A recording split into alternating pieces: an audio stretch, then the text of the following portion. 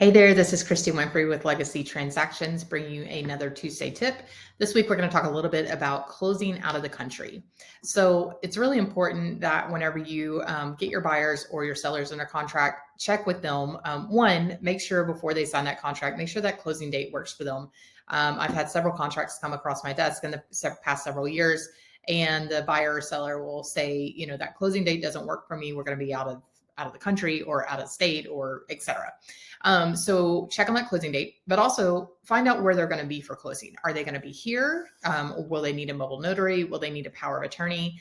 If they're closing out of the country, that's where things can get a little complicated. So you'll want to make sure that if they are going to be closing out of the country, they're going to have to get an appointment with the U.S. Embassy.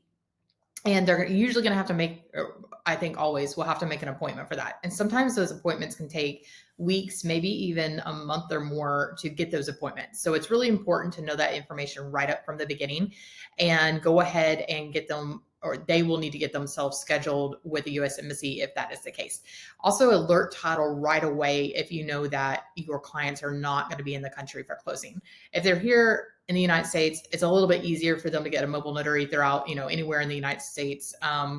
So they might even be able to do an electronic notary, but closing out of the country can get really hairy. So make sure you're getting that information right away and also getting that to the title company. If you have any questions, feel free to reach out. We hope you have a fantastic week.